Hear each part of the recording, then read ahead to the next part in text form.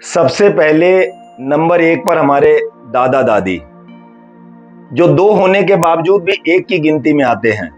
उसके बाद हमारे नाना नानी, उसके बाद में हमारे माता पिता, उसके बाद में हम और हमारी जीवन संगनी, उसके बाद में हमारे बच्चे, चाहे वो 2 हैं चाहे 5 हैं, उसके बाद में हमारे पोता पोती, उसके बाद में हमारे नाती नातिन।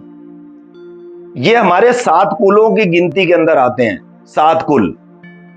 और एक तरफ सबका ससुराल पक्ष और एक तरफ सबका मायका पक्ष, इन सबका 7 कुलों का यानी 21 कुल हो गए। भक्त प्रहलाद ने इतनी भक्ति करी कि भगवान जी ने उनके 21 कुलों का उद्धार कर दिया। कहते हैं प्रहलाद जन के 21 कुल उद्धारे, 21 कुलों का उद्धार कर दिया। बात चल रही है श्राद्ध के ऊपर, तब मैं ये चर्चा सामने लाया हूं।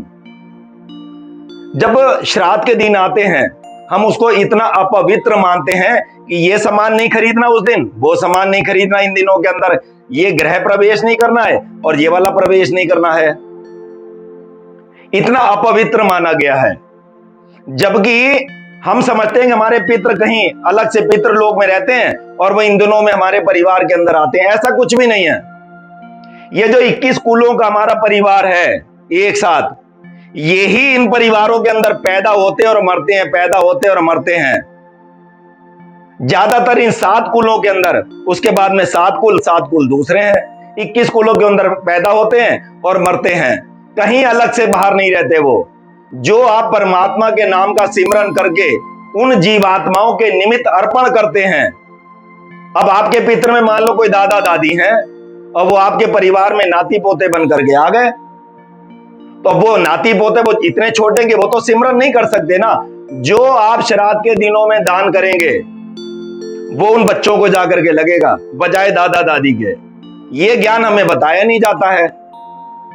सिर्फ इतना ही बताया गया है कि मरने के बाद पितरों को मिलता है।